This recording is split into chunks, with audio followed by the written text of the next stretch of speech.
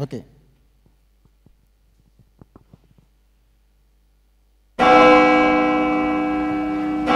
Jemaat silakan bangkit berdiri.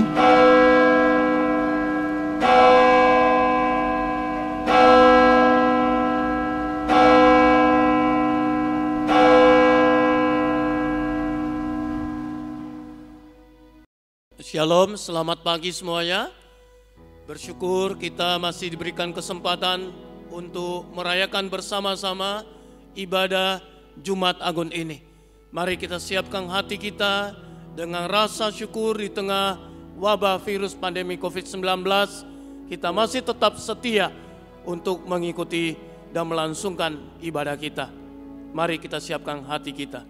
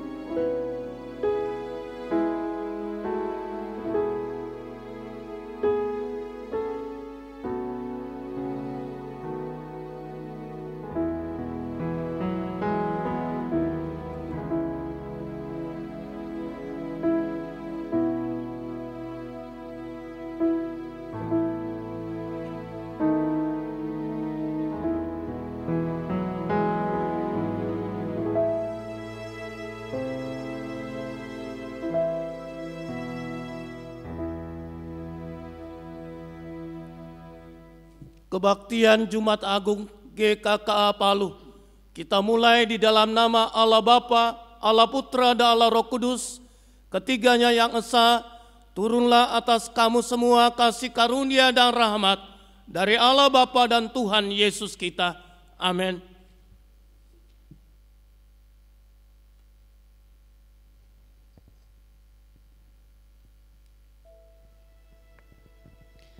Ayat pengantar kita pada pagi hari ini terambil dari Yesaya 53 ayat 3 hingga ayat ke-5. Demikian bunyi firman Tuhan. Ia dihina dan dihindari orang, seorang yang penuh kesengsaraan dan yang biasa menderita kesakitan. Ia sangat dihina sehingga orang menutup mukanya terhadap dia, dan bagi kita pun dia tidak masuk hitungan. Tetapi sesungguhnya penyakit kitalah yang ditanggungnya dan kesengsaraan kita yang dipikulnya. Padahal kita mengira dia kena tulah, dipukul dan ditindas Allah. Tetapi dia tertikam oleh karena pemberontakan kita. Dia diremukkan oleh karena kejahatan kita. Ganjaran yang mendatangkan keselamatan bagi kita ditimpakan kepadanya. Dan oleh bilur-bilurnya kita menjadi sembuh. Mari kita dengan penuh kerendahan hati kita masuk di dalam hadirat Tuhan. Kita naikkan pujian syukur bagi Dia, Anak manusia yang telah memberikan hidupnya sebagai ganti dosa kita.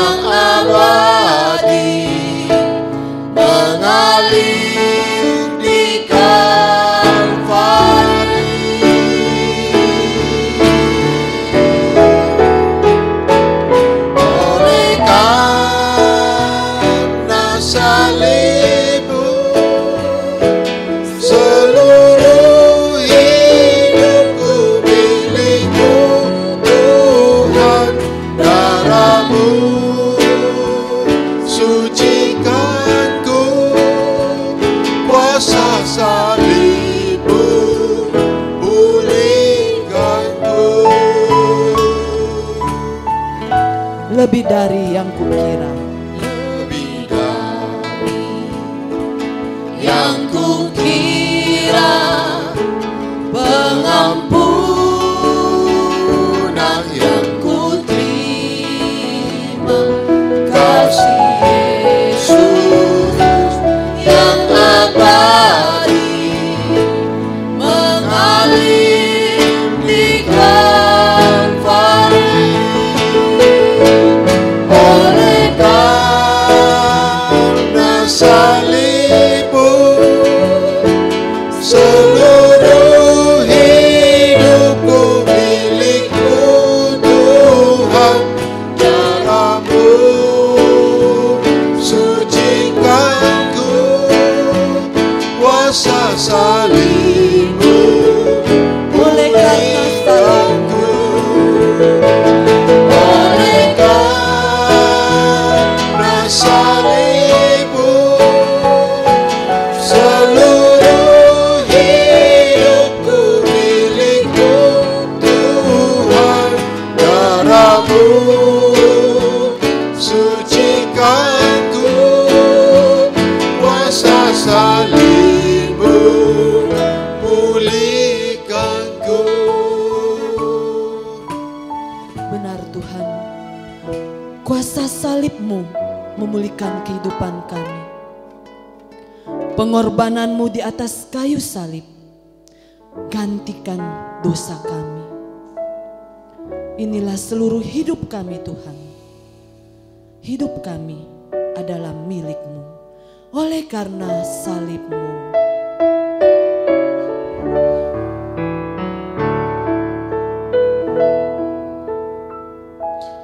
Oleh karena salibmu, seluruh hidupku milikmu Tuhan. Darahmu sucikanku, kuasa salibmu pulihkanku. Oleh karena salibmu, seluruh hidupku milikmu Tuhan. Darahmu sucikanku, kuasa salibmu pulihkanku. Kuasa salibmu Kuasa salib-Mu Tuhan, kuasa salibmu pulihkanku.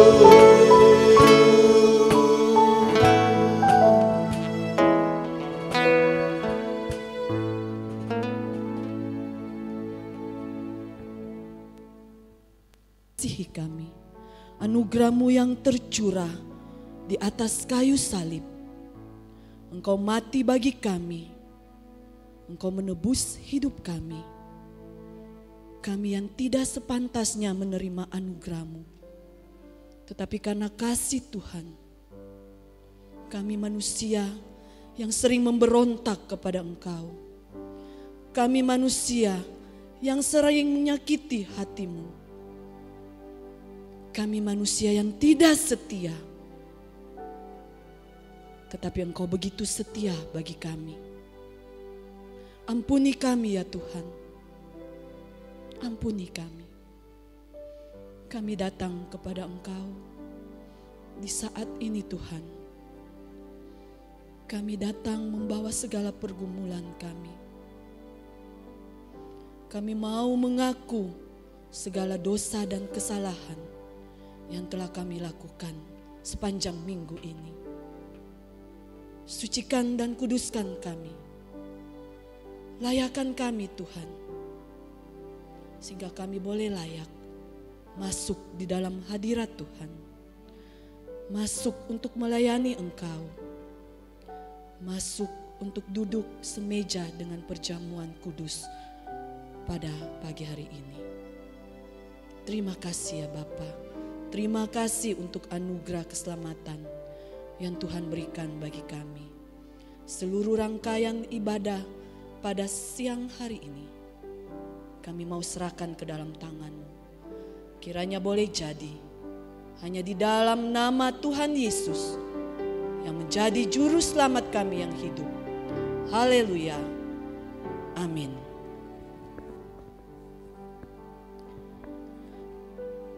Kita akan mendengarkan berita anugerah yang terambil dari Mazmur 36 ayat 8. Betapa berharganya kasih setiamu ya Allah.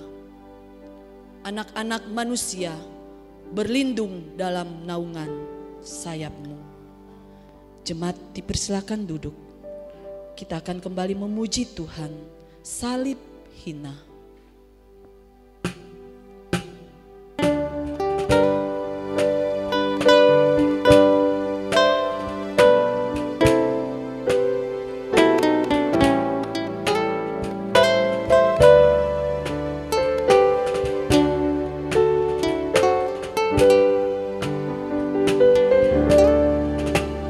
Di bukit Golgota tampaklah salibnya, tanda hina dan derita.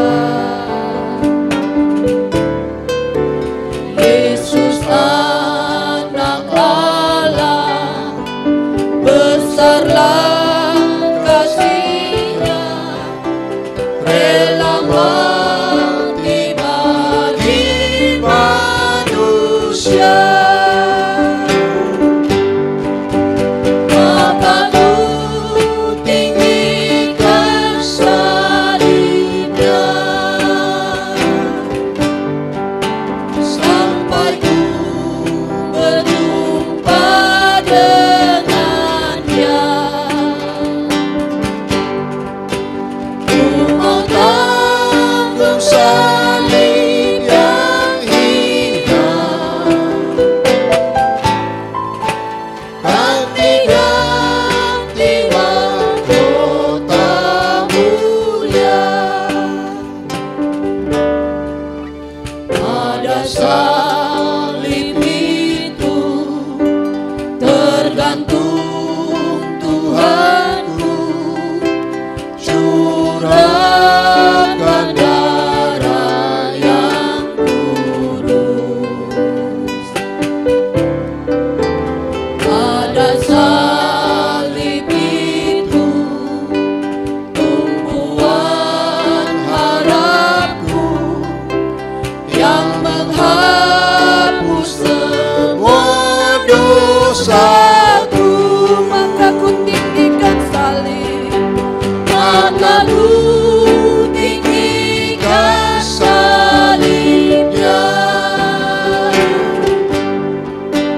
sampai ku berjumpa dengannya.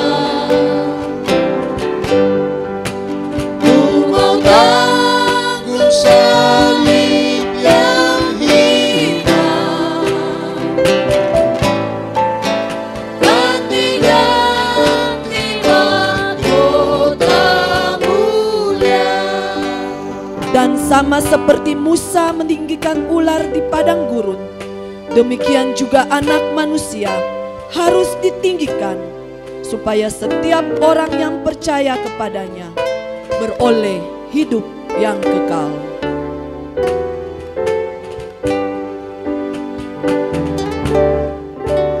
Pada salib itu ku kan setia selalu menanggungnya sepanjang hidup. Dia akan datang pula, bawaku padanya ke rumah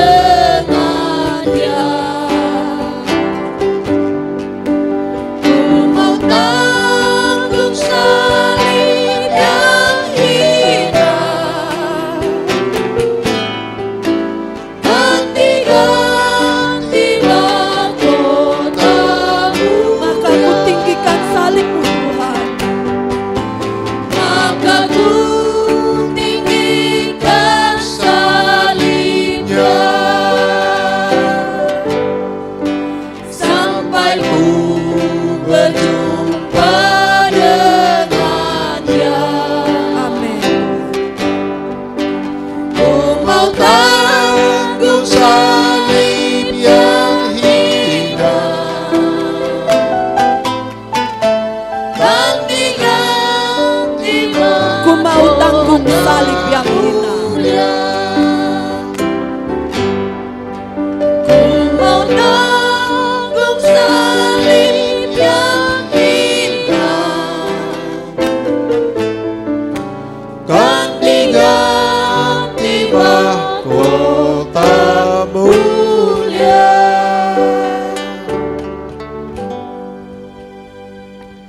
Mari kita siapkan hati kita yang akan diisi dengan kebenaran firman Tuhan. Pada hari ini kita akan dilayani oleh Pendeta Stephen Tan.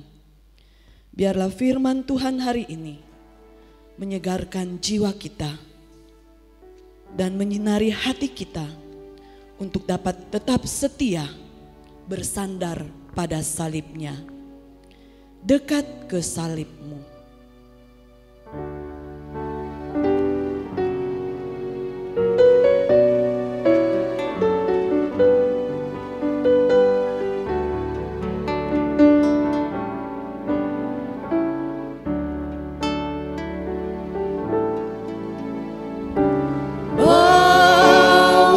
bawalah aku Yesus dekat ke salibmu.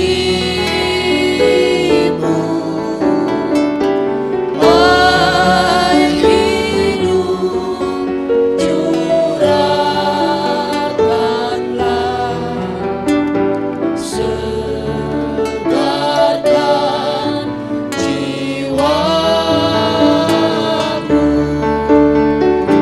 Salibku, Salibmu yang ku muliakan,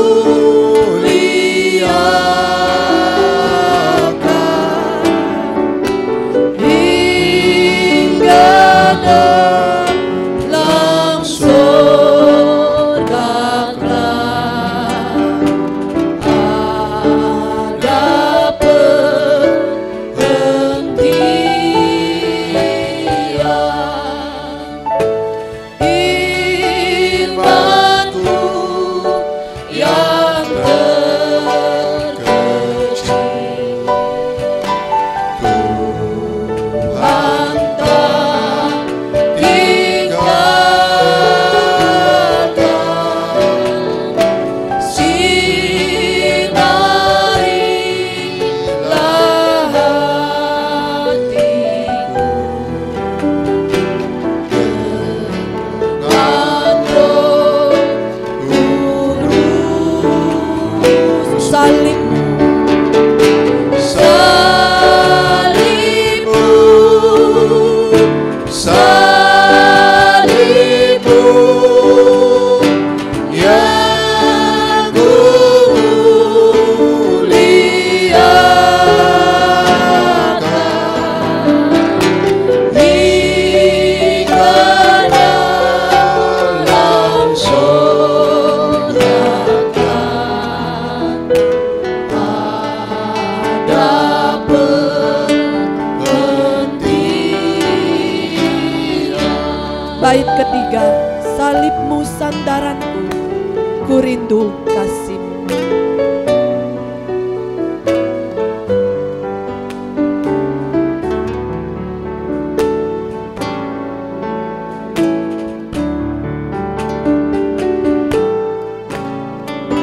Salibmu sandaranku, rindu kasih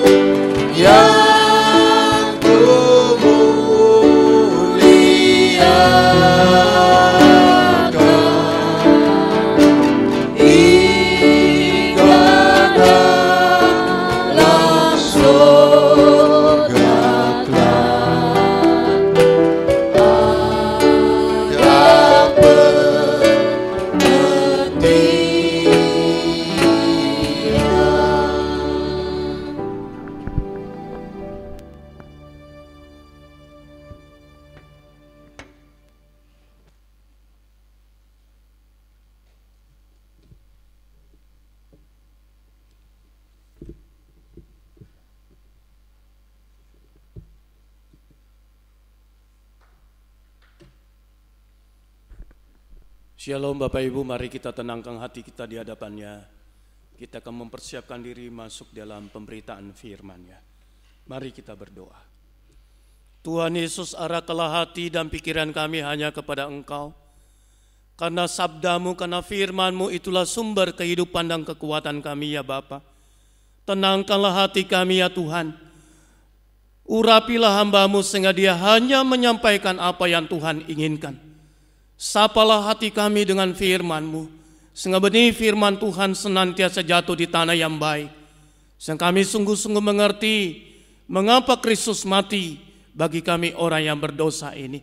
Arahkanlah hati kami kepada firman-Mu Bapa. Di dalam nama Tuhan Yesus kami berdoa. Amin. Kita akan merenungkan satu tema di dalam Jumat Agung ini. Salib Kristus, bukan lagi aku yang hidup.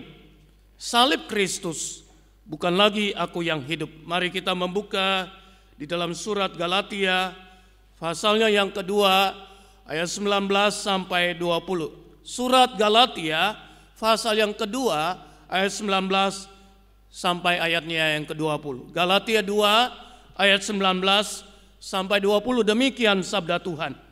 Sebab aku telah mati oleh hukum Taurat, untuk hukum Taurat, supaya aku hidup untuk Allah.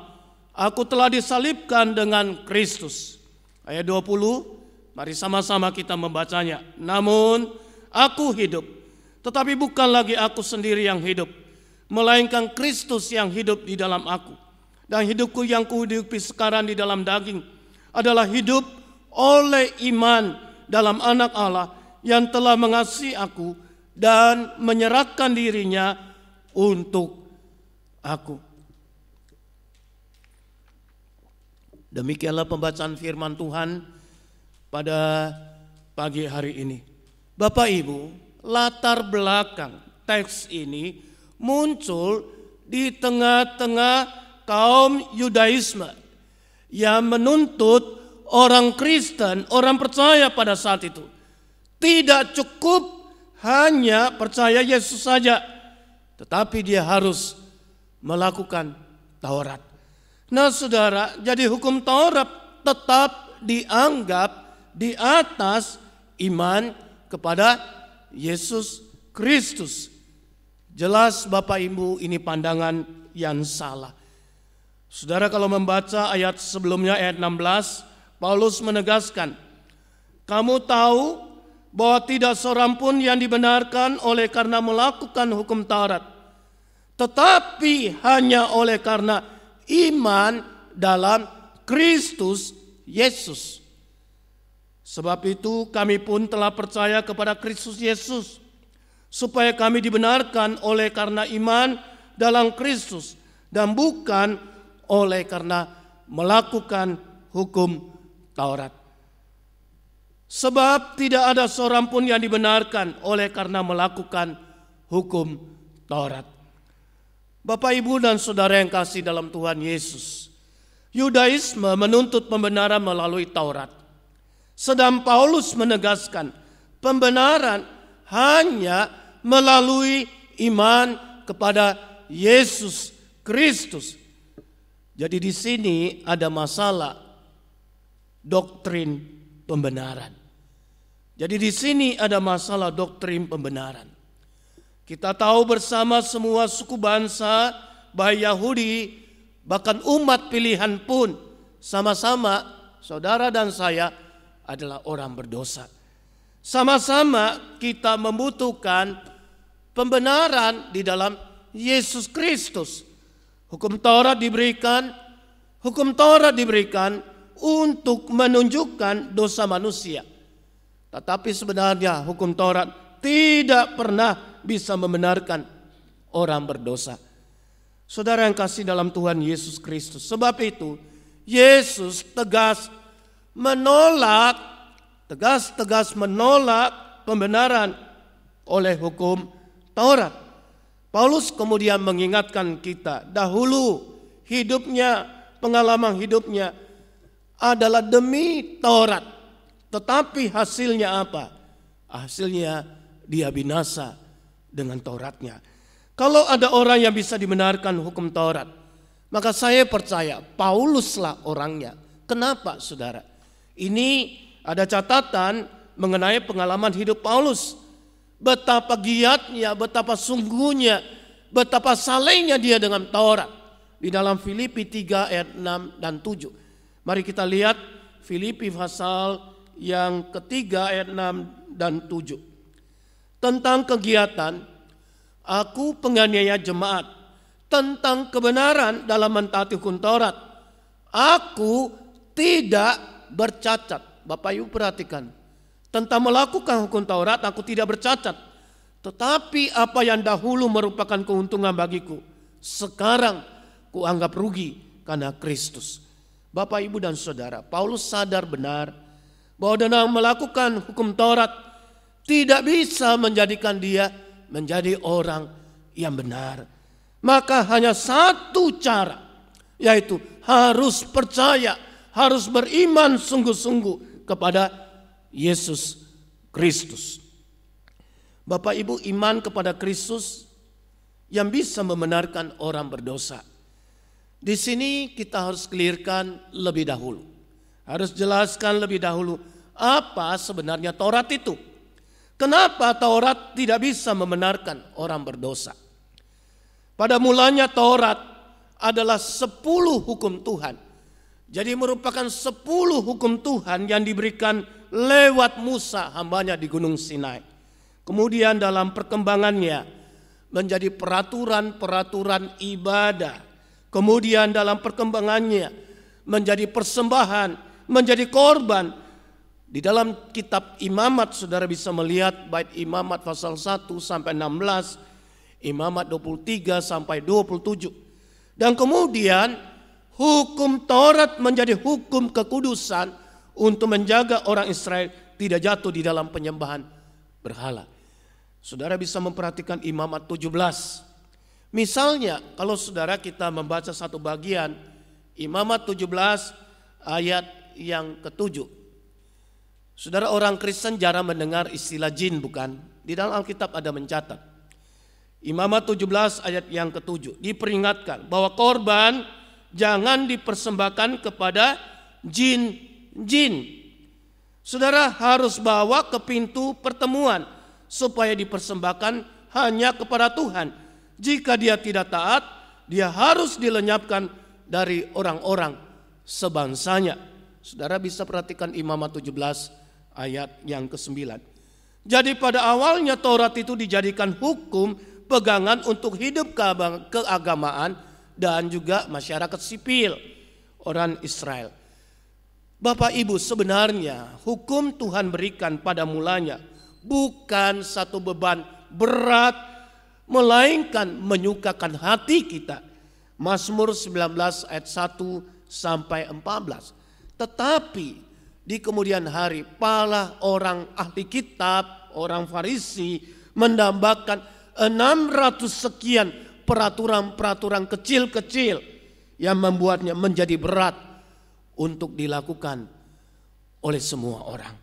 Saudara yang kasih dalam Tuhan Yesus, tujuan Tuhan berikan Taurat sebenarnya untuk membongkar kejahatan dan dosa dan untuk menunjukkan manusia, saudara dan saya, membutuhkan keselamatan di dalam Yesus Kristus. Manusia membutuhkan penebusan dari Yesus Kristus. Manusia yang sudah jatuh di dalam dosa tidak mungkin menyelamatkan dirinya sendiri. Tidak mungkin bisa memenuhi tuntutan daripada hukum Taurat itu sendiri. Paulus sendiri tidak mampu. Sekalipun dalam melakukan hukum Taurat, dikatakan dia tidak bercacat. Bayangkan, ketika dia demi Taurat, dia kejar orang yang tidak sepaham dengan dia. Kemudian dia ingin membunuh dan menghabisi mereka. Perhatikan, di satu sisi dia melakukan kebenaran Taurat. Di sisi lain dia melakukan pelanggaran Taurat, yaitu membunuh dan menghabisi orang lain. Saudara, manusia yang berdosa menerima kutukan dosa. Manusia yang berdosa menerima hukuman dosa. Tidak ada satupun yang bisa lepas dari hukuman itu. Satu contoh yang mungkin bagi saudara membuat saudara merasa geli di dalam hati. Suatu kali penghuni di neraka lagi heboh. Kenapa Bapak Ibu?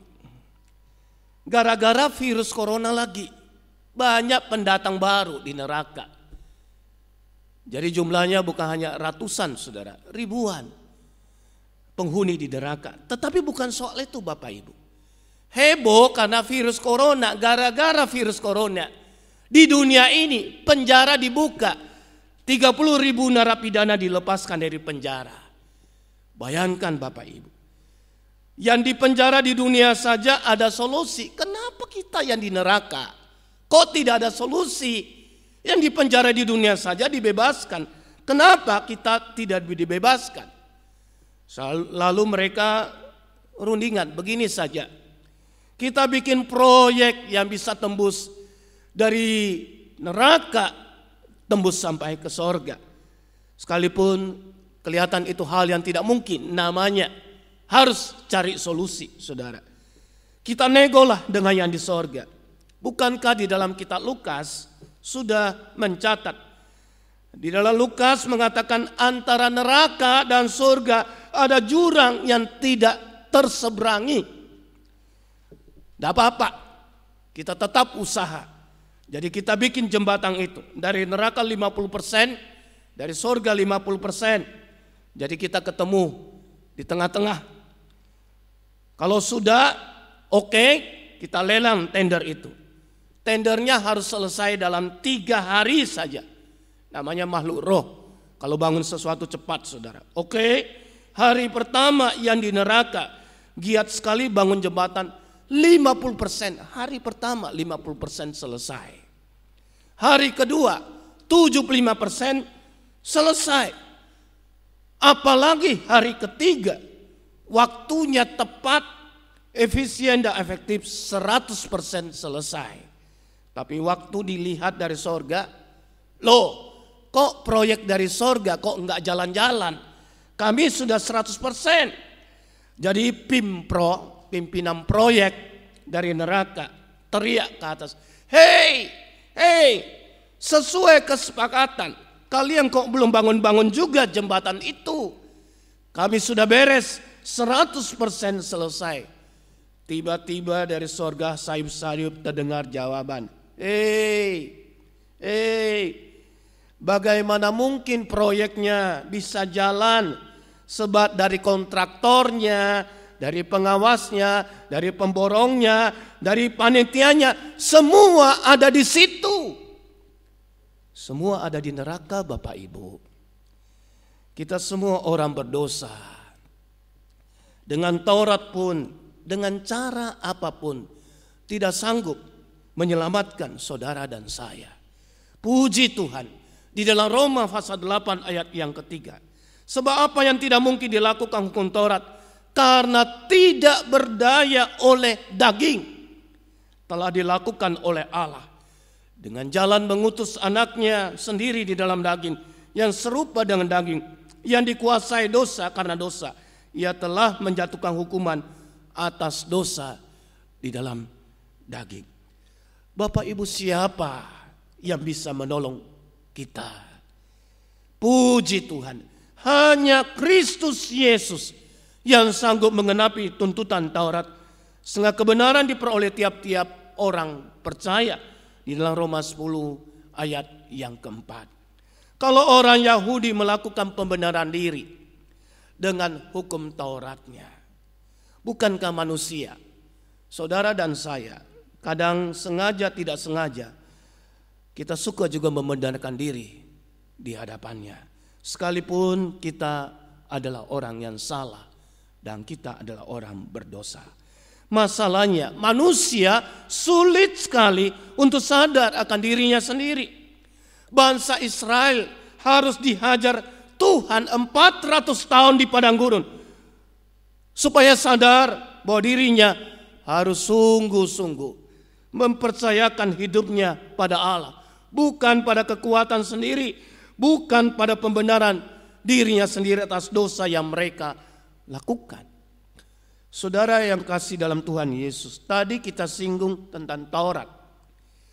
Di dalamnya ada peraturan ibadah, di dalamnya ada persembahan, di dalamnya ada korban, di dalamnya ada pengudusan dari penyembahan berhala. Yang Tuhan paling tidak senang dalam ibadah Israel hanyalah pentingkan ritualnya, hanya pentingkan upacaranya, tetapi menghilangkan esensinya, menghilangkan isinya. Bungkusannya bagus, indah, tapi esensi isinya kosong. Apa artinya? Apa gunanya? Bapak, Ibu, dan Saudara, manusia bisa membenarkan diri dalam segala hal, termasuk dalam hal kerohanian, hal-hal yang bersifat rohani. Virus COVID-19 bukan secara kebetulan melanda seluruh dunia. Tidak pernah, kalau saudara perhatikan sejarah dunia ini, dalam sejarah manusia, ada satu pandemi yang begitu global, yang menyeluruh, yang meminta korban dari seluruh dunia. Tentu ada maksud rencana Tuhan. Di dalam kedaulatan Allah sendiri, hukuman biasanya diberikan. Tujuannya menyadarkan manusia dari dosa dan kesalahannya. Tujuannya supaya manusia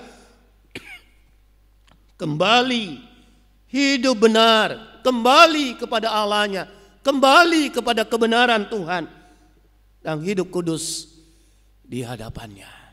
Saudara, pada pasca milenium ini, hampir semua gereja besar, mega church, mengandalkan gedungnya, mengandalkan fasilitasnya, mengandalkan soundnya dengan peralatan super canggih, dengan tujuan ciptakan penyembahan, ciptakan worshipnya. Tiba-tiba semua harus dikosongkan, karena esensi ibadah bukanlah gedungnya, esensi ibadah bukanlah soundnya, tetapi orangnya bukan. Pendeta-pendeta besar yang selama ini full jadwal, sibuk khotbah, melayani gereja-gereja yang kaya, tiba-tiba jadwal jadi kosong. Tuhan ingin menunjukkan siapa sebenarnya yang kamu layani. Kamu layani aku atau melayani Mamon? Melayani Allah atau melayani uang? Hamba-hamba Tuhan yang selama ini sebagai jaminan kesembuhan, yang selalu menonjolkan karunia penyembuhan, dikultuskan jemaatnya, tiba-tiba menghilang dari pelayanannya. Karena memang sudah lama Tuhan ingin menunjukkan bukan mereka yang menyembuhkan, tetapi Dia, Allah sendiri, supaya karunia-Nya dipakai untuk kemuliaan Tuhan, bukan untuk popularitas dan keuntungan pribadi. Mengenai persembahan, gereja-gereja yang diberkati dengan finansial yang kuat selama ini acuh, tidak peduli gereja yang mati, yang mau mati, mau hidup, karena ekonominya yang begitu miskin. Mereka euforia di dalam finansial yang kuat, arogan mengambil jemaat lain yang tidak diberkati dengan iming-iming sembako, dengan jaminan sosial yang lain. Sekarang finansialnya mengkeret. Semua diporak-porandakan oleh Tuhan supaya mereka tahu kekuatan gereja bukan Mamon, tetapi Tuhan. Akulah Tuhan, tidak ada yang lain. Tanpa sadar kita sudah mencuri haknya Tuhan. Kesembuhan dari Tuhan sudah bergeser kepada idola dan kultus kepada manusia. Tiap kali pujian, tiap kali ibadah, nama MC, nama song leaders, nama singers, penyanyi, nama pengkhotbah lebih terkenal dari nama Yesus Kristus. Gereja dengan bangga memamerkan jadwal ibadah yang begitu padat, cabang-cabang yang begitu banyak, yang membanggakan diri karena kesuksesan pelayanan, Tiba-tiba semua jadwal ibadah kosong. Hanya bisanya cuma streaming saja Bapak Ibu. Tuhan ingatkan, tidak ada pribadi, tidak ada lembaga di dunia yang boleh menyanyi lembaga surgawi.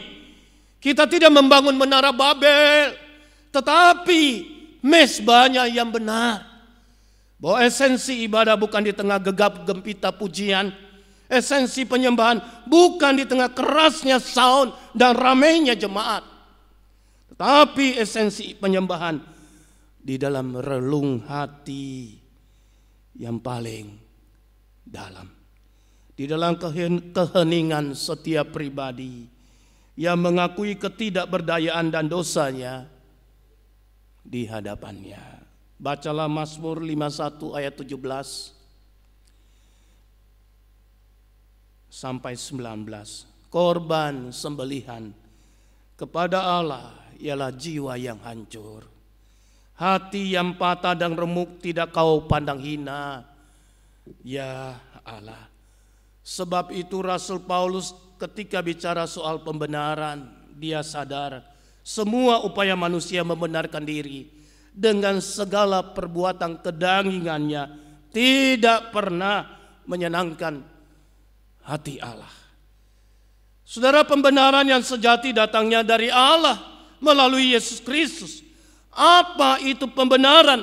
Melalui iman kepada Yesus Kristus.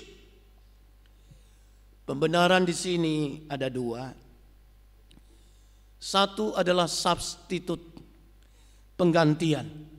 Ketika saudara dan saya berbuat salah, berbuat dosa, akibatnya saudara dihukum. Agar supaya saudara tidak dihukum, syaratnya harus ada yang menanggung, yang menggantikan saudara. Saudara baru bisa bebas.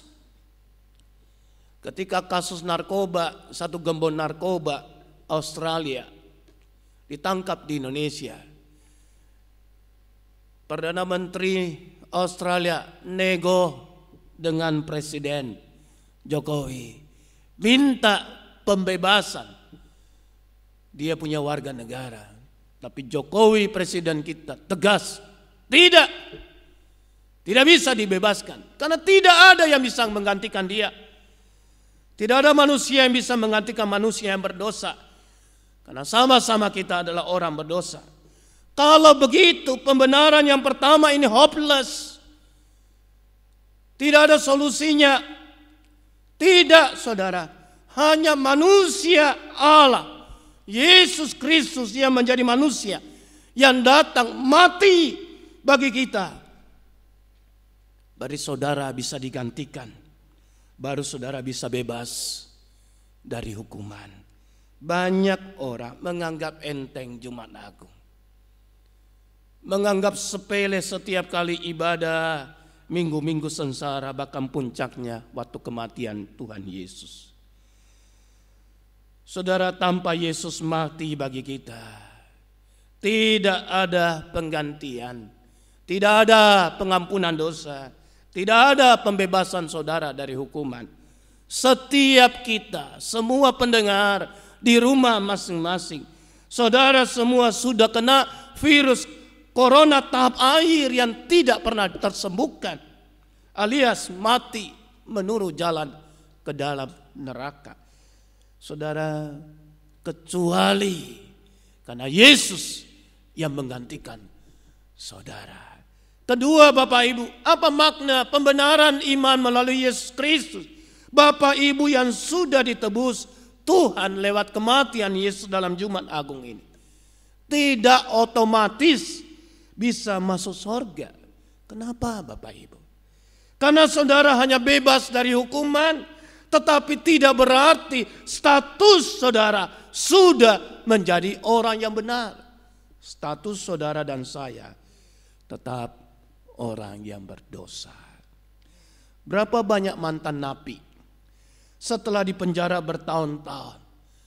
Berapa banyak orang yang melakukan kesalahan, mulut mengatakan mau bertobat setelah bebas dari dosa, setelah bebas dari penjara, maling tetap maling, Yang narkoba tetap make narkoba. Dengan kondisi begitu, status tetap adalah orang berdosa, bagaimana bisa masuk dalam kerajaan sorga? Itu hal yang tidak mungkin. Saudara, sebab itu kita butuh dimensi yang kedua dari pembenaran Kristus. Bagaimana status saya orang berdosa dirubah menjadi status orang yang benar. Baru saya, saudara, layak masuk ke dalam kerajaan Allah. Kematian Kristus dalam Jumat Agung betul-betul agung dan mulia. Kenapa kita ya katakan Yesus itu agung dan mulia? Karena dia tidak sekedar mengampuni saudara, dia tidak sekedar menggantikan saudara dan saya, dia tidak sekedar melepaskan saudara dari hukuman neraka, tetapi dia mengubah status saudara dari orang berdosa menjadi orang yang benar di hadapannya.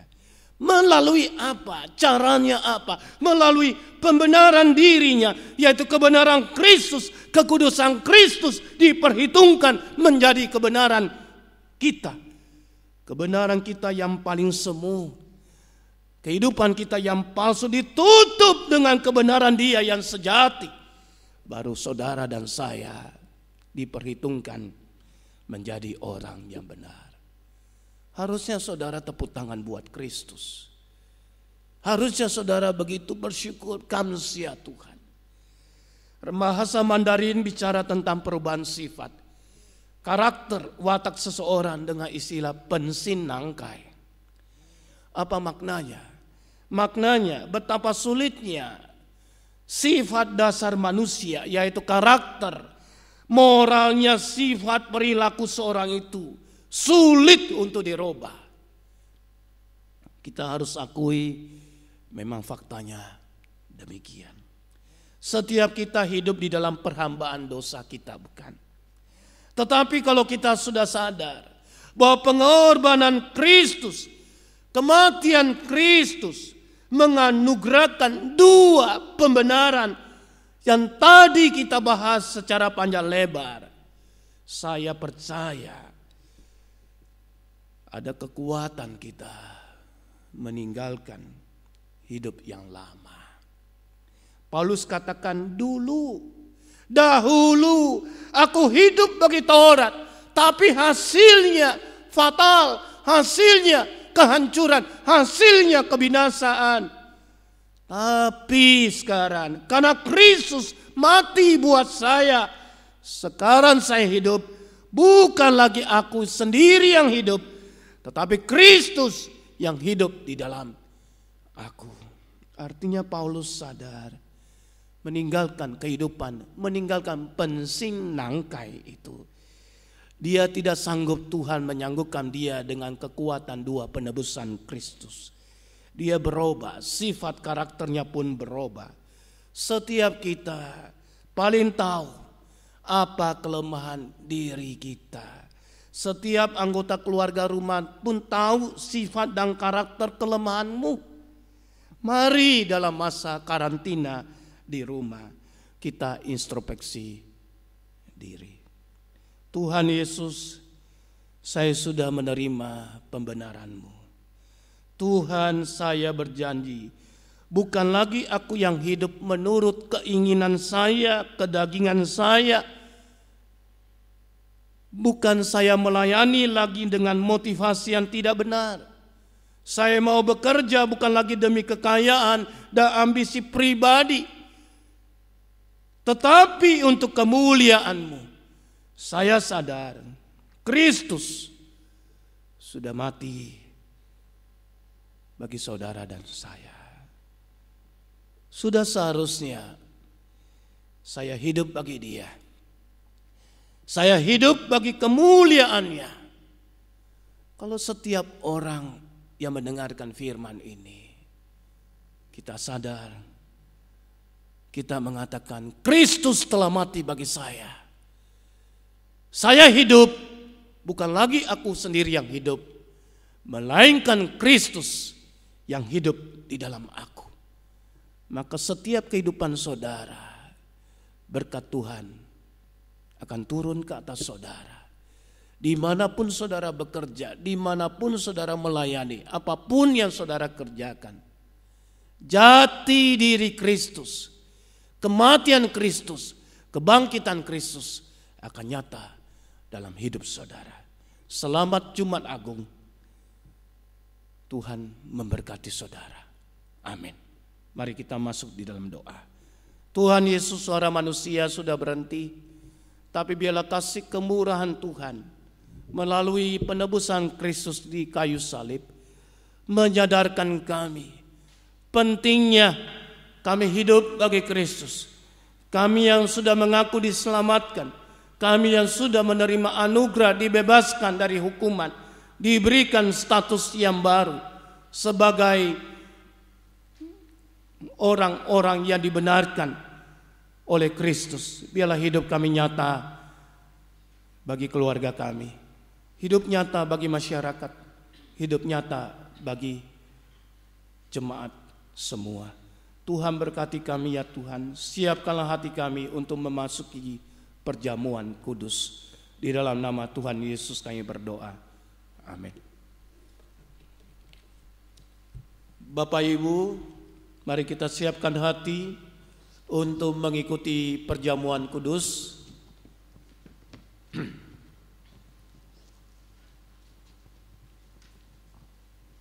Baik jemaat yang dikasihi Tuhan, kita akan memasuki perjamuan kudus. Kita siapkan hati kita, kita menyanyikan nyawaku diberikan. Kita nyanyikan 2 baitnya berturut-turut.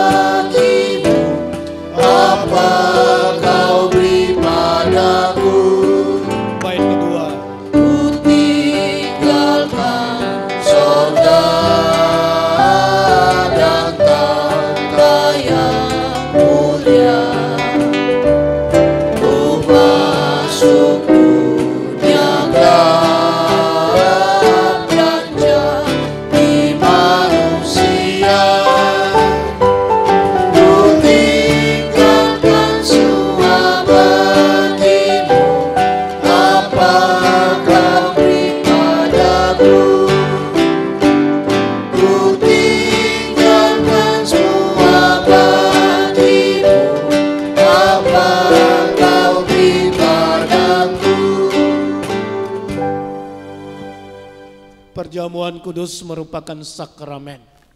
Artinya satu kebiasaan rohani yang diperintahkan langsung oleh Tuhan untuk diulangi. Sinode dan gereja kita hanya mengakui 2 sakramen, yaitu baptisan dan perjamuan kudus. Sebab itu ketika kita menyiapkan hati kita memasuki perjamuan kudus, biarlah kita menurut apa yang sudah diperintahkan oleh Tuhan sendiri. Perjamuan kudus merupakan satu peringatan bagaimana Kristus yang sudah mati di atas kayu salib menanggung dosa saudara dan saya. Tanpa penebusan Kristus di atas kayu salib, kita semua dimanapun saudara berada tidak selamat. Tetapi karena Kristus sudah mati bagi saudara, maka ada pengharapan, ada masa depan yang lebih baik. Saudara, yang kedua, perjamuan kudus mengingatkan setiap kita memiliki satu keluarga, memiliki satu komuni. Di dunia, gereja dipanggil keluar dari dalam gelap sebagai satu keluarga besar. Demikian juga di dalam perjamuan kudus, kita memiliki satu komuni, satu persekutuan erat, satu persaudaraan di dalam Kristus. Nanti di sorga kelak kita memiliki persekutuan akbar di sorga, semeja makan dengan anak domba Allah. Yang ketiga, perjamuan kudus mengajarkan kita hidup kekristenan kita harus punya tanggung jawab. Dalam masa penantian Tuhan yang kedua kali, saudara dan saya harus giat di dalam pekerjaan Tuhan, harus mengabarkan Injil, menyelamatkan jiwa. Sehingga hidup kita satu hari ketika Yesus datang kedua kalinya, kita tidak berpangku tangan, kita tidak pulang dengan tangan yang kosong, tetapi kita membawa paling tidak satu jiwa untuk kerajaan Allah.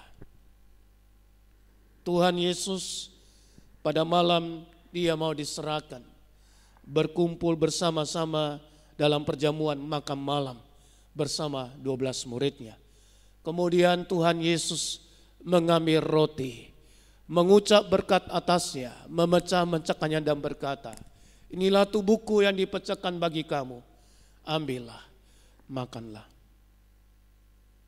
Kemudian Tuhan Yesus juga mengambil cawan, mengucap syukur atasnya dan berkata, inilah darah perjanjian yang ditumpahkan demi pengampunan dosa banyak orang. Setiap kali kamu meminumnya menjadi peringatan akan daku.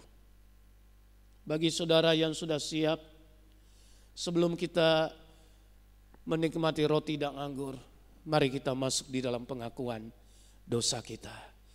Tuhan, siapakah kami di hadapan-Mu?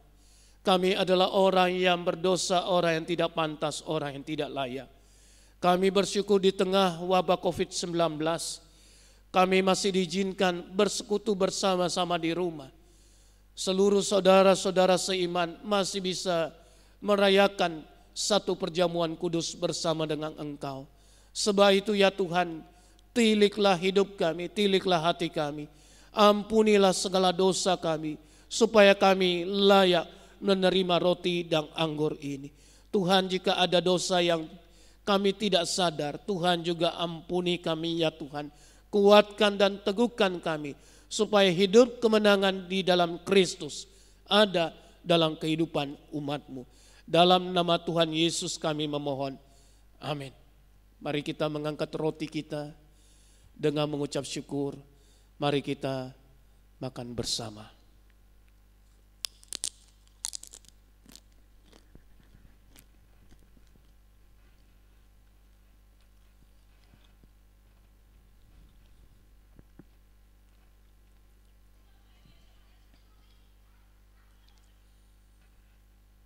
Mengingat darah Yesus yang begitu berharga, setiap kali kita meminumnya dengan satu kesadaran, dengan hati yang sungguh-sungguh menghargai penebusan Kristus, dengan hati yang gentar, mari kita menerimanya.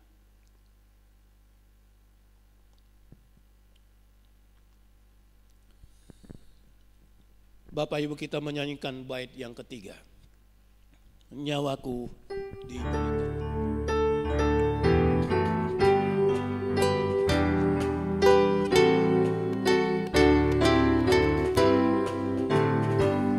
Ku disengsarakan dengan amat keji, karena dilepaskan dari celaka pedih.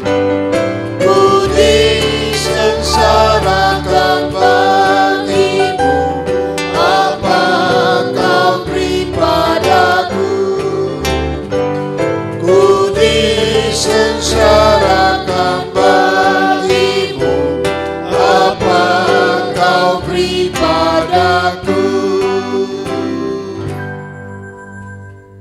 Mari kita mengakhiri perjamuan kudus, kita masuk di dalam doa syukur. Segala puji, hormat dan kemuliaan kami hanya kembalikan kepada Kristus yang sudah mati bagi kami orang berdosa. Terima kasih ya Tuhan atas perjamuan kudus ini yang mengingatkan kami pentingnya kami bangun kembali, pentingnya kami sungguh-sungguh menyadari kasih setia Tuhan yang begitu luar biasa bagi kami orang yang berdosa ini. Sebab itu kuatkanlah kami, kuatkanlah seluruh jemaat yang berada di rumah-rumah, supaya kami tetap setia beribadah, tetap ada ikatan persaudaraan yang erat di dalam Kristus, satu komuni yang sudah disahkan oleh Tuhan Yesus sendiri. Kuatkanlah kami ya Tuhan di dalam masa-masa kami bersama di rumah ini. Tuhan menyertai, menguatkan setiap kami. Terima kasih ya Tuhan. Ungkapan syukur kami Bapa di dalam nama Tuhan kami Yesus Kristus. Amin. Jemaat dipersilakan duduk kembali.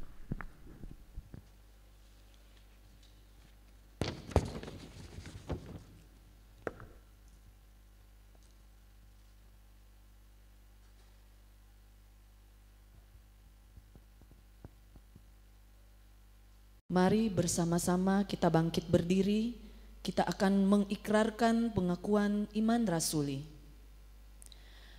Aku percaya kepada Allah, Bapa yang Maha Kuasa, Khalik langit dan bumi, dan kepada Yesus Kristus, Anaknya yang tunggal Tuhan kita, yang dikandung daripada Roh Kudus, lahir dari anak darah Maria, yang menderita sengsara, di bawah pemerintahan Pontius Pilatus, disalibkan, mati dan dikuburkan, turun ke dalam kerajaan maut.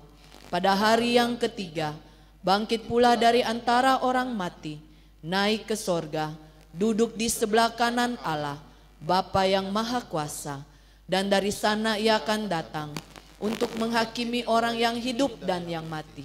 Aku percaya kepada Roh Kudus, gereja yang kudus dan am, persekutuan orang kudus, pengampunan dosa, kebangkitan tubuh, dan hidup yang kekal.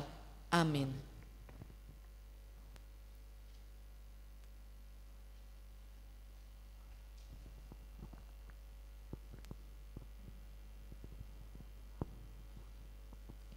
Mari kita bersama-sama berdoa imin kasih Tuhan. Tuhan, kembali kami bersyukur pada saat hari ini Kau telah memimpin akan ibadah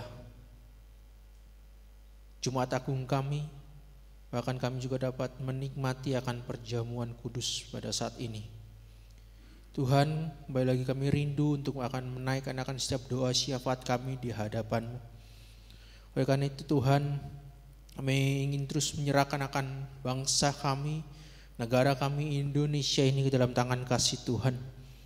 Biar kiranya Tuhan sendiri yang tetap terus memimpin akan bangsa kami, menuntun bangsa kami. Kami serahkan pemerintahan kami dari pusat hingga ke daerah. Biar hikmah dan kebijaksanaan yang daripada Tuhan sendiri yang tetap terus menaungi mereka, khususnya dalam penanganan akan penyebaran virus corona pada saat hari ini Tuhan. Tuhan, kami mohon akan belas kasih Tuhan, kami mohon akan kemurahan Tuhan. Biar melalui pemerintahan kami, melalui pemimpin kami, bahkan setiap keputusan yang ada, biar dapat terus menjadi satu bagian untuk dapat mencegah akan penyebaran virus yang ada. Tuhan terus topang akan setiap pemimpin kami, pemerintahan kami, bahkan seluruh tenaga medis yang ada, biar Tuhan juga terus menolong mereka. Tuhan sendiri juga memberikan mereka kekuatan. Terima kasih Bapak, terima kasih. Tuhan, kami juga berdoa untuk setiap anak-anak Tuhan yang bergumul dalam setiap kehidupan mereka, baik di dalam keluarga mereka, baik di dalam pekerjaan usaha mereka yang mungkin saat ini Tuhan sedang mengalami kesulitan karena keadaan atau situasi yang ada saat ini. Bahkan mereka juga yang bergumul Tuhan untuk kesehatan mereka, biar Tuhan sendiri juga memulihkan dan menolong Tuhan. Bahkan setiap anak-anak kami yang saat ini juga sedang belajar di rumah, biar Tuhan tetap terus memberikan mereka semangat dan sukacita agar mereka benar-benar dapat bertanggung jawab sebagai tugas mereka sebagai seorang pelajar. Terima kasih Bapak, terima kasih. Tuhan, kami juga berdoa untuk seluruh gereja-gereja Tuhan yang pada saat hari ini juga sedang melakukan akan ibadah Jumat Agung. Biar Tuhan juga menolong dan memimpin akan setiap gereja-gereja Tuhan yang melakukan ibadah Jumat Agung mungkin secara streaming. Biar Tuhan tetap terus memberikan mereka sukacita dan kesungguhan hati. bahkan persiapan kami Tuhan untuk menyambut Paskah. Biarlah Tuhan juga akan menolong akan setiap kami. Terpujilah nama-Mu Tuhan, ini Tuhan menjadi doa kami. Kami serahkan seluruh doa kami ini Tuhan. Demi nama Yesus kami sudah berdoa dan mengucap syukur. Amin.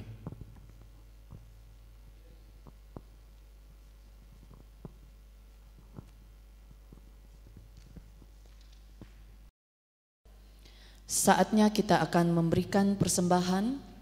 Persembahan ini dapat kita berikan melalui transfer ke rekening gereja, ataupun bagi jemaat yang rindu menyampaikan persembahannya dapat membawanya ke gereja. Sambil persembahan dijalankan, kita angkat pujian Kasih yang Ajaib.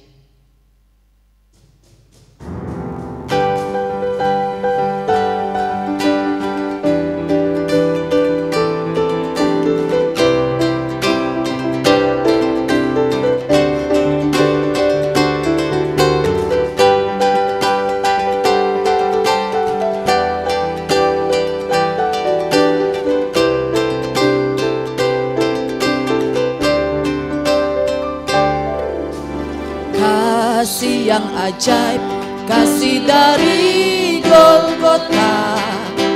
Kasih yang ajaib membawa Tuhan dari sorga. Walaupun ku pernah jadi seterumu, namun kau cari ku kembali. Tak mungkin ku lupa kasih-Mu yang indah. Ku mau masyurkan kasih Allah.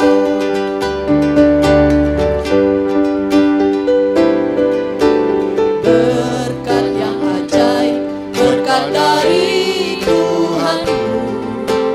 Berkat yang ajaib, bagai sinar fajar merenggang. Walaupun ku pernah sesat dalam dosa, namun Anak-Nya selamatkanku. Di hadapan Tuhan ku memuji Dia.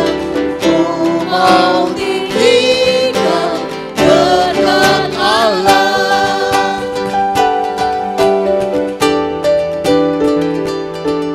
Terang Injil-Nya, terang yang sesungguhnya. Terang Injil-Nya, terang yang sesungguhnya. Terang Injil-Nya yang memberi hikmat kekuatan. Walau dalam gelap, Dia memberi terang. Dia memberi terang, terang salibnya. Ku mau serahkan hidup, ku memuliakannya. Menuntun mereka kepadanya.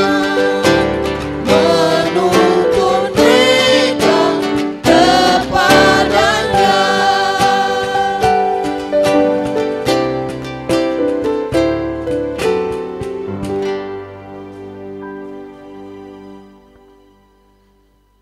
Bapa di surga, terpujilah nama-Mu. Kembali kami datang mengucap syukur dan terima kasih atas kasih, kemurahan dan berkat-berkat-Mu yang telah kami rasakan dan nikmati sepanjang minggu ini. Tuhan, kami mau saat ini mau memberi persembahan. Kiranya Engkau kuduskan dan pakailah persembahan ini untuk kemuliaan di tempat ini. Nah, Tuhan juga berkati setiap usaha dan pekerjaan serta masa depan jemaat-Mu di tempat ini. Terima kasih Bapa, kami serahkan persembahan ini. Hanya di dalam nama Yesus kami berdoa dan mengucap syukur. Amin. Kita bangkit berdiri, kita akan mengakhiri ibadah kita pada pagi hari ini. Kita masuk di dalam doksologi dan akan dirangkaikan doa berkat oleh Pendeta Stephen Tan.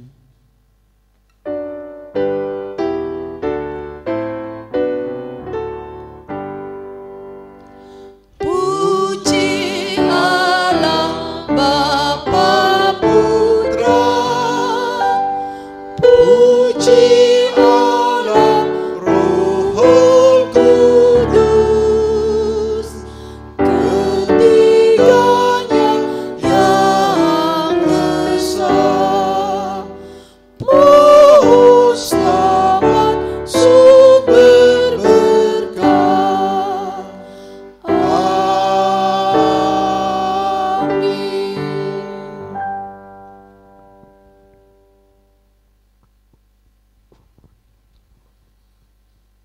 Jemaat yang dikasihi dan mengasihi Tuhan, tenangkanlah hatimu di hadapan Dia.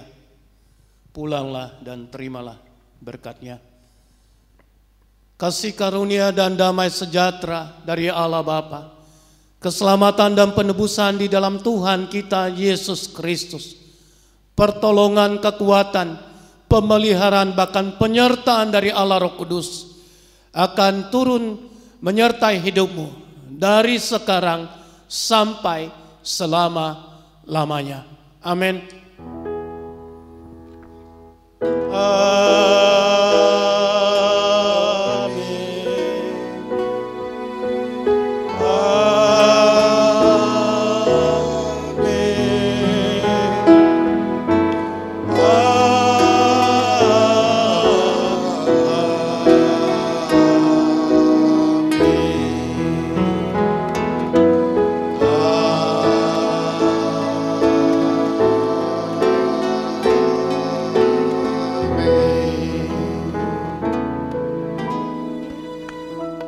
Jemaat dipersilakan duduk.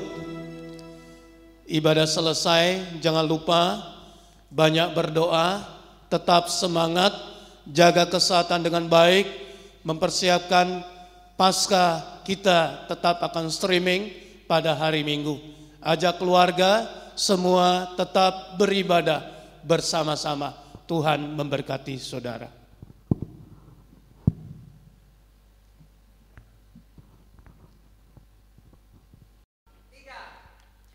Kita masuk dalam warta kita pada hari ini. Jangan lupa kita akan tetap beribadah seperti biasa, ibadah Paskah pada hari Minggu 12 April 2020 jam 9.30.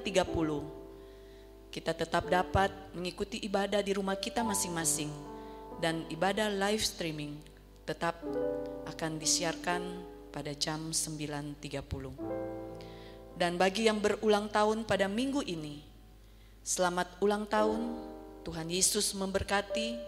Kiranya dengan bertambah setahun usia, cinta kita kepada Tuhan semakin bertambah juga. Dan kita boleh tetap setia untuk mengiring Dia. Tuhan Yesus memberkati.